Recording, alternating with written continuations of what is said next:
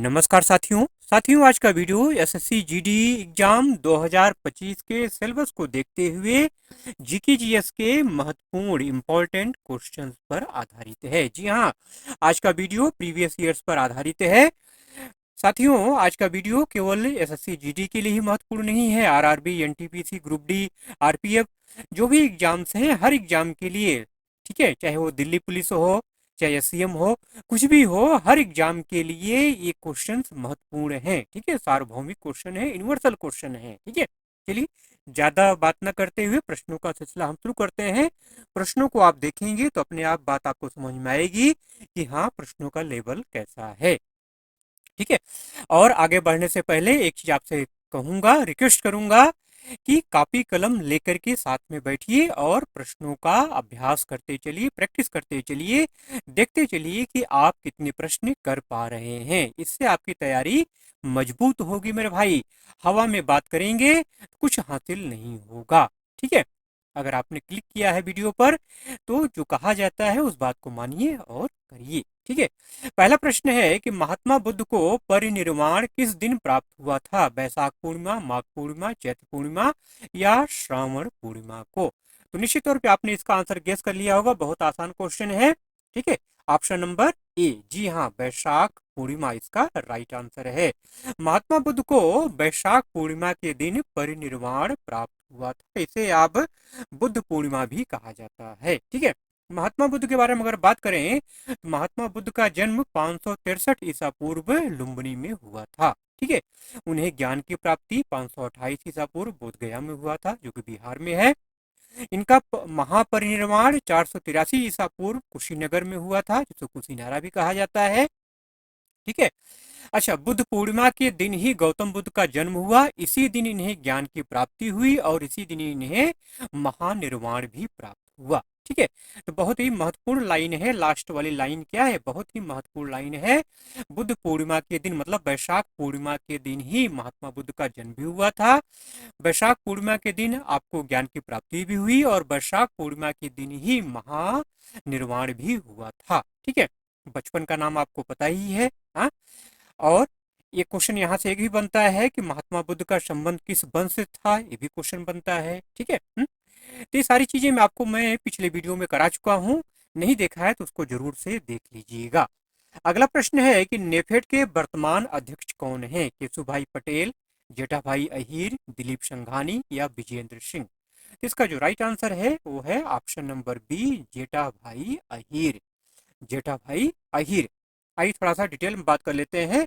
पहले हम बात करते हैं नेफेड की, कि नेफेड का फुल फॉर्म क्या होता है। नेफेड का मतलब होता है भारतीय राष्ट्रीय कृषि सहकारी विपणन संघ। ठीक है, वहीं जेठाभाई अहीर की अगर हम बात करें तो वे गुजरात विधानसभा के उपाध्यक्ष रह चुके हैं।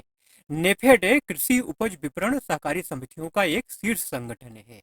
नेफेड की स्थापना 2 अक्टूबर 1958 को गांधी जयंती के दिन हुई थी। यह एक सहकारी संस्था है और बहुराज्य सरकारी सोसाइटीज अधिनियम के तहत पंजीकृत है। इसका मुख्यालय कहाँ है मेरे भाई? दिल्ली में है। नेफेड भारत में कृषि उत्पादों की सबसे बड़ी खरीदार और विपणन एजेंसी में से एक है। ठीक है, चलिए अगला प्रश्न देख लेते हैं। अगला प्रश्न है कि प्रधानमंत्री किसान सम्मान निधि योजना की शुरुआत कब हुई? तो इसका जो राइट आंसर है, क्या होगा इसका राइट आंसर? अच्छा, पहले ऑप्शन की बात कर लेते हैं। 2019, 20, 21 या 22? इसका जो राइट आंसर होगा वह है ऑप्शन नंबर ए। जी हाँ, 2019। बिल्कुल आपने सही गेस किया होगा। प्रधानमंत्री कृषि सम्मान निधि या प्रधानमंत्री किसान सम्मान निधि योजना की शुरुआत कब हुई थी? 2019 में।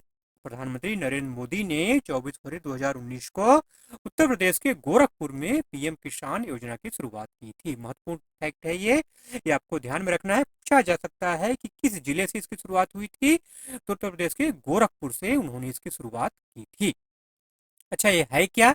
इस योजना के तहत सभी छोटे और सीमांत किसानों को 3 किस्तों में प्रतिवर्ष 6,000 रुपए की आय सहायता प्रदान की जाती है, जो सीधे उनके बैंक खातों में जमा की जाती है। ठीक है, मतलब हर 3 महीने में 2,000 रुपए। ठीक है, अगला प्रश्न है कि हरित क्रांति किस फसल के अधिक उत्पादन से संबंधित थी? चना, सरसों, गेहूं या जौ? हरित क्रांति गेहूं और चावल के उत्पादन से संबंधित है। तो गेहूं यहाँ पे ऑप्शन में है, तो गेहूं इसका राइट आंसर है। ठीक है, हरित क्रांति का संबंध गेहूं और चावल जैसी खाद्यान्न फसलों के उत्पादन से था। हरित क्रांति की शुरुआत भारत में कब हुई है? 1965 में हुई थी। हरित क्रांति में उच्च उपज वाले HYV बीजों का इस्तेमाल किया गया। ठीक है, हाई यील्डिंग वैरायटी पूछा जाता है क्वेश्चन अक्सर आपसे, हरित क्रांति में किस प्रकार के बीजों का उपयोग किया गया? तो HYV बीज मतलब हाई यील्डिंग वैरायटी का इस्तेमाल किया गया। अच्छा, यहाँ से एक क्वेश्चन और भी पूछा जाता है कि विश्व में हरित क्रांति का जनक किसे माना जाता है? Norman Borlaug. ठीक है, भारत में हरित क्रांति की शुरुआत के समय कृषि मंत्री कौन थे? श्री सुब्रमण्यम। ठीक है, और श्री सुब्रमण्यम की अगर बात करें तो 1998 में आपको भारत रत्न से सम्मानित किया गया था। ठीक है, अब आपसे यहाँ से क्वेश्चन एक और बनता है, महत्वपूर्ण क्वेश्चन बनता है, बार बार पूछा जाता है कि भारत में हरित क्रांति का जनक किसे माना जाता है? तो भारत के महान कृषि वैज्ञानिक MS स्वामीनाथन, जिनका पूरा नाम क्या है? मनकोम्बू संबाशिवन स्वामीनाथन, को हरित क्रांति का जनक माना जाता है। एक महत्वपूर्ण फैक्ट आपको और ध्यान रखना है कि 19 फरवरी 2024 को मरणोपरांत MS स्वामीनाथन को भारत रत्न से सम्मानित किया गया। ठीक है, चलिए अगला प्रश्न देख लेते हैं। मेरे भाई, जो आपको ये की पॉइंट बताए जा रहे हैं, की पॉइंट को विशेष तौर पे आपको नोट करना है और ध्यान रखना है। ठीक है, पूरी वीडियो में की पॉइंट ही सबसे महत्वपूर्ण चीज है। अगला प्रश्न है कि जनगणना के संदर्भ में NPR का क्या अभिप्राय है? National pension register, national population register, national power register या न्यू पॉपुलेशन रजिस्टर? क्या होगा इसका right answer? Option number B. जी हाँ, बिल्कुल सही, नेशनल पॉपुलेशन रजिस्टर इसका राइट आंसर है। NPR का मतलब क्या होता है? नेशनल पॉपुलेशन रजिस्टर, मतलब राष्ट्रीय जनसंख्या रजिस्टर। यह देश के आम नागरिकों का रजिस्टर है। इसमें देश के आम नागरिकों की जानकारी इलेक्ट्रॉनिक रूप से रखी जाती है, मतलब उनके परिवार में कितने सदस्य हो, क्या काम करते हैं, उनका व्यवसाय क्या है, उम्र क्या है, मतलब तमाम तरह की जानकारियां NPR में सुरक्षित रखी जाती है इलेक्ट्रॉनिक रूप से। NPR को नागरिकता अधिनियम 1955 के तहत बनाया गया था। NPR को पहली बार 2010 में तैयार किया गया था और 2015 में इसे अपडेट किया गया था। ठीक है मेरे भाई, अगला प्रश्न देख लेते हैं। 10वीं पंचवर्षीय योजना कब से कब तक चली? पंचवर्षीय योजना के ऊपर डिटेलेड वीडियो बना हुआ, लिंक आपको आई बटन में मिल जाएगा, जरूर से उसको देख लीजिएगा। ठीक है, 2001 से 2005, 2002 से 2007, 2003 से 2008, 2000 से या 2005? क्या होगा इसका राइट आंसर? 2002 से 2007। ऑप्शन नंबर बी इसका राइट आंसर है। जी हाँ, 10वीं पंचवर्षीय योजना 2002 से 2007 तक चली थी। अच्छा, यहाँ से एक और पूछा जा सकता है क्वेश्चन आपसे कि 10वीं पंचवर्षीय योजना का GDP कितना था, मतलब विकास दर का लक्ष्य कितना रखा गया था? तो 8%, ये आपको ध्यान में रखना है। अगला प्रश्न है कि भारत में दूसरी बार एशियाई खेलों का आयोजन कब हुआ था? 1980, 81, 82 या 83? इसका जो राइट आंसर है, उसका राइट आंसर क्या है? Option number C, 1982। जी हाँ, 1982 में भारत में दूसरी बार एशियाई खेलों का आयोजन हुआ था। तो पहली बार कब हुआ था? चलिए उसके बारे में भी बात कर लेते हैं। देखिए, भारत ने दूसरी बार एशियाई खेल 1982 में आयोजित किया, ये तो आपको बता ही दिया हमने। ठीक है, कहाँ हुआ था ये खेल? नई दिल्ली में हुआ था। ठीक है, इस साल के खेल का शुभंकर क्या था? अप्पू। अप्पू क्या है? अप्पू एक हाथी का प्रतीक था, जो कि ताकत, गति और मैत्रीपूर्ण स्वभाव का प्रतीक होता है। भारत की पदक तालिका अगर बात करें तो पदक तालिका में भारत 5वें स्थान पर रहा। भारत ने 13 स्वर्ण, 19 रजत और 25 कांस्य पदक जीते। अब बात करें पहले एशियाई खेलों की, तो पहला एशियाई खेल भी नई दिल्ली में हुआ था और 1951 में हुआ था। ठीक है मेरे भाई, आइए अगला प्रश्न। हर्षवर्धन और पुलकेशिन द्वितीय के बीच युद्ध किस नदी के किनारे लड़ा गया था? गंगा, नर्मदा, ब्रह्मपुत्र या यमुना? इसका जो राइट आंसर है वो है ऑप्शन नंबर बी, नर्मदा। जी हाँ, हर्षवर्धन और पुलकेशिन द्वितीय के बीच नर्मदा नदी किनारे युद्ध लड़ा गया था। आइए इसके की पॉइंट को देख लेते हैं। देखिए, यह युद्ध 618 ईस्वी में हुआ था। इस युद्ध में पुलकेशिन द्वितीय की जीत हुई थी। इस युद्ध में पुलकेशिन द्वितीय ने हर्षवर्धन को पराजित किया था। इस युद्ध के बाद पुलकेशिन द्वितीय को दक्षिणापतेश्वर की उपाधि मिली थी। इस युद्ध के बाद हर्षवर्धन और पुलकेशिन द्वितीय के बीच एक संधि हुई। क्या संधि हुई कि नर्मदा नदी दोनों राज्यों के बीच क्या माना गया, उसको सीमा माना गया, बॉर्डर माना गया। ठीक है। अच्छा, पुलकेशिन द्वितीय का संबंध किस वंश था? चालुक्य वंश से था। ठीक है। हर्षवर्धन का संबंध किस वंश था? पुष्यभूति वंश से था। ठीक है। हर्षवर्धन की राजधानी कहाँ थी? कन्नौज थी। पुलकेशिन द्वितीय की राजधानी कहाँ थी? वातापी। वातापी वर्तमान में कर्नाटक। ठीक है। अगला प्रश्न है कि बिहू नृत्य का संबंध किस राज्य से है? मणिपुर, असम, अरुणाचल प्रदेश, सिक्किम। इतने आसान आसान क्वेश्चन करा रहा हूं, निश्चित तौर पे आपको आंसर आ रहा होगा। राइट आंसर क्या है इसका? Option number B, Assam. जी हाँ, बिहू नृत्य का संबंध किस राज्य से है? असम से है। असम का ये क्या है? एक प्रमुख त्योहार है। ठीक है। अच्छा, बिहू 3 प्रकार के होते हैं, कौन कौन से? बोहाग बिहू या रोंगाली बिहू भी कहा जाता है, काटी बिहू या कोंगाली बिहू, और माघ बिहू या भोगाली बिहू। ये बहुत ही महत्वपूर्ण फैक्ट आपको बता रहा हूं, इसे आपको ध्यान में रखना है, पूछा जाता है। अगला प्रश्न है कि सागा दावा त्योहार का संबंध किस धर्म से है? हिंदू धर्म, बौद्ध धर्म, जैन धर्म या सिख धर्म? इसका जो राइट आंसर है ऑप्शन नंबर बी। जी हाँ, बौद्ध धर्म। सागा दावा का संबंध बौद्ध धर्म से है। ठीक है। यह त्योहार भगवान बुद्ध के जन्म, ज्ञान प्राप्ति और परिनिर्वाण की याद में मनाया जाता है। अभी ऊपर हमने महात्मा बुद्ध के बारे में चर्चा किया था ना, बुद्ध पूर्णिमा के बारे में, तो वही है। ठीक है। लेकिन ये अंतर क्या है दोनों में? ये सिक्किम में मनाया जाता है, सिक्किम में इसको सागा दावा कहा जाता है। ठीक है। इसको ट्रिपल ब्लेंड फेस्टिवल भी कहा जाता है। ठीक है। अच्छा, तिब्बती भाषा में सागा का मतलब होता है चौथा और दावा का मतलब होता है महीना। कभी कभी अगर आपसे पूछ लिया जाए कि सागा दावा फेस्टिवल किस महीने मनाया जाता है, तो साल के चौथे महीने मनाया जाता है। ठीक है। भारत के बाकी हिस्सों में इसे क्या कहते हैं? बुद्ध पूर्णिमा के नाम से जाना जाता है, बुद्ध पूर्णिमा, बैसाख पूर्णिमा। ठीक है। अगला प्रश्न है कि अवसरों की समानता का उल्लेख किस अनुच्छेद में है? अनुच्छेद 14, 15, 16 या 17? ऑप्शन नंबर क्या? सी। जी हाँ, बिल्कुल सही, ऑप्शन नंबर सी इसका राइट आंसर है। अनुच्छेद 16, आर्टिकल 16 आपको ध्यान में रखना है, अवसरों की समानता। आइए बाकी जो ऑप्शन लगे हैं उसके बारे में भी बात कर लेते हैं। अनुच्छेद 14 की अगर बात करें तो विधि के समक्ष समानता। अनुच्छेद 15, धर्म, वंश, जाति, लिंग और जन्मस्थान आदि के आधार पर भेदभाव नहीं किया जाएगा। अनुच्छेद 17, छुआछूत का अंत, मतलब अस्पृश्यता का निवारण। अनुच्छेद 18 की अगर बात करें तो उपाधियों का अंत। ठीक है मेरे भाई। आइए अगला प्रश्न देख लेते हैं। भारत में हरित क्रांति का जनक किसे माना जाता है? तो इसका जो राइट आंसर है वो है ऑप्शन नंबर ए, मनकोम्बू संबाशिवन स्वामीनाथन। अगला प्रश्न है कि राजा हर्षवर्धन का दरबारी कवि कौन था? बाणभट्ट, कालिदास, बारामिहिर या कोई नहीं? Option number A. जी हाँ, ऑप्शन नंबर ए इसका राइट आंसर है, बाणभट्ट। बाणभट्ट जो है संस्कृत के कवि और गद्यकार थे। इन्होंने राजा हर्षवर्धन की जीवनी लिखी जिसका नाम क्या है? हर्ष चरित्र। ये आपको ध्यान में रखना है। बाणभट्ट की एक प्रसिद्ध रचना और है कादम्बरी, जो बार बार पूछा जाता है। दोनों किताबें आपको ध्यान में रखनी है। अगला प्रश्न है कि कौशल विकास योजना का संबंध किस मंत्रालय से है? उद्यमता मंत्रालय, खेल मंत्रालय, संचार मंत्रालय या रेल मंत्रालय? Option number A. जी हाँ, बिल्कुल सही, ऑप्शन नंबर ए इसका राइट आंसर है, उद्यमता मंत्रालय। ठीक है। देखिए, प्रधानमंत्री कौशल विकास योजना, जिसको PMKVY भी कहा जाता है, ये कौशल विकास एवं उद्यमता मंत्रालय की प्रमुख योजना है। ठीक है। इसे प्रधानमंत्री यूथ ट्रेनिंग प्रोग्राम भी कहा जाता है। ठीक है। इसकी शुरुआत कब हुई थी? जुलाई 2015 में। ठीक है मेरे भाई। अगला प्रश्न देख लेते हैं। भारत में मानसून किस दिशा से प्रवेश करता है? बहुत महत्वपूर्ण क्वेश्चन है। उत्तर पश्चिम दिशा, दक्षिण पश्चिम दिशा, दक्षिण पूर्व दिशा या पश्चिम दिशा? इसका जो राइट आंसर है वो है दक्षिण पश्चिम दिशा। ठीक है। हाँ, साउथ वेस्ट डायरेक्शन से मानसून भारत में प्रवेश करता है। ठीक है।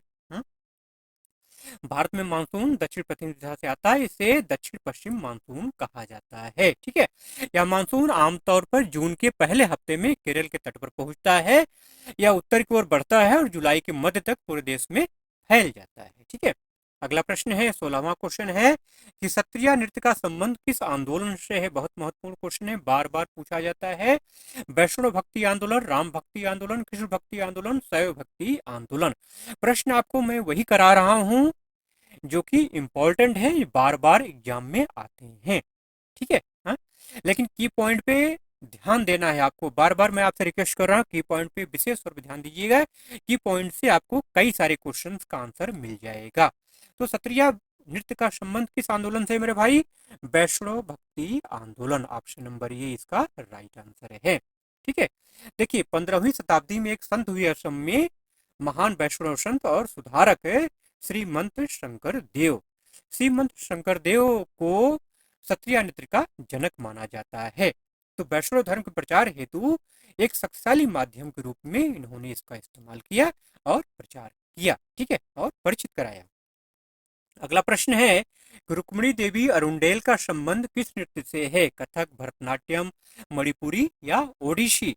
अब आप केवल नृत्य जान करके रह जाएंगे तो काम नहीं बनेगा। रुक्मिणी देवी अरुंडेल की अगर बात हो रही है तो सारी बातें जाननी चाहिए आपको इनके बारे में। जो भी मेन पॉइंट, मुख्य मुख्य बातें हैं वो जानना जरूर चाहिए आपको, और उसकी चर्चा हम की पॉइंट में करेंगे। बात करते हैं पहले नृत्य की, डांस की। तो रुक्मिणी देवी अरुंडेल का संबंध किस नृत्य से है मेरे भाई? Option number B, Bharatanatyam.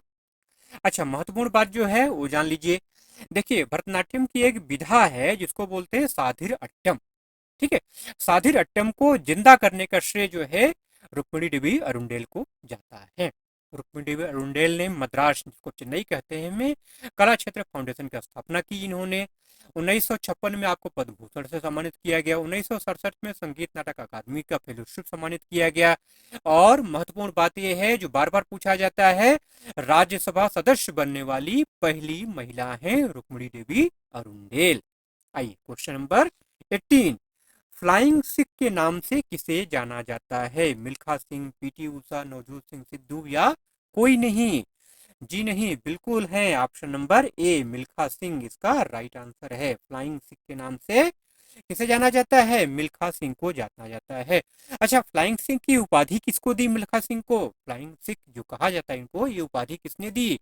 चलिए आगे उसके बारे में हम चर्चा करेंगे की पॉइंट में। जब तक हम चर्चा करते हैं, अगर आपको आता है तो कमेंट बॉक्स में लिख के जरूर से बताइए। देखिए Milkha Singh track and field athlete है, ठीक है, ट्रैक एंड फील्ड एथलीट थे, ठीक है। कोरोना काल में इनकी डेथ हो चुकी है। मिल्खा सिंह ने 1958 से 1962 के बीच एशियाई खेलों में 4 स्वर्ण पदक जीते थे। मिल्खा सिंह ओलंपिक एथलेटिक्स स्पर्धा के फाइनल में पहुंचने वाले पहले भारतीय थे। उन्होंने 1960 में पाकिस्तान के मशहूर धावक अब्दुल खालिक को हराया था। इस जीत के बाद पाकिस्तान के तत्कालीन राष्ट्रपति अयूब खान ने उन्हें फ्लाइंग सिख का खिताब दिया था, ठीक है मेरे भाई, ये बात आपको ध्यान में रखना है, ठीक। मिल्खा सिंह कॉमनवेल्थ गेम्स में व्यक्तिगत एथलेटिक्स में स्वर्ण पदक जीतने वाले भारत के पहले व्यक्ति थे। अगला प्रश्न है क्वेश्चन नंबर 19, 2011 की जनगणना के अनुसार किस राज्य की साक्षरता दर सबसे कम है? केरल, बिहार, उत्तर प्रदेश या मध्य प्रदेश? इसका जो राइट आंसर है, बिल्कुल सही आपने गेस कर लिया, बिहार। जी हाँ, ऑप्शन नंबर बी इसका राइट आंसर है। अब जनगणना की बात हो रही है, चलिए थोड़ा सा जनगणना के बारे में कुछ महत्वपूर्ण बातों को जान लेते हैं, ठीक है। ये तो आपने जान लिया कि बिहार की साक्षरता दर सबसे कम थी। बिहार की साक्षरता दर कितनी थी ये जान लीजिए, 63.82%। केरल की साक्षरता दर सबसे ज्यादा थी, 93.91%। साल 2011 की जो जनगणना है वो भारत की 15वीं जनगणना थी, ठीक है। 2011 की जनगणना का नारा क्या था? हमारी जनगणना हमारा भविष्य। जो भी की पॉइंट आपको बता रहा हूँ ये क्वेश्चन आए हुए हैं, उन्हीं के आधार पे की पॉइंट तैयार किया गया मेरे भाई। समय लगता है इनको तैयार करने में, रिसर्च करने में समय लगता है। आपको हवाई लगता होगा लेकिन बनाने में बहुत समय लगता है। साल 2011 की जनगणना के मुताबिक देश में साक्षरता दर 74.04% थी। साल 2011 की जनगणना के मुताबिक पुरुषों की साक्षरता दर 82.14% और महिलाओं की साक्षरता दर 65.46% थी। साल 2011 की जनगणना के मुताबिक केरल में महिला साक्षरता दर 92.07% थी। वहीं बिहार में महिला साक्षरता दर की अगर बात करें तो 51.50% थी, ठीक है। अच्छा, 2011 के बाद से जनगणना अभी नहीं हुई है। 15वीं जनगणना थी ये, और ये भारत की अंतिम जनगणना थी। इसके बाद जनगणना नहीं हुई। अगले साल संभावना है कि जनगणना होगी। ठीक है। वैसे हर 10 साल में जनगणना होती है, लेकिन कोरोना के कारण जनगणना नहीं हो पाई।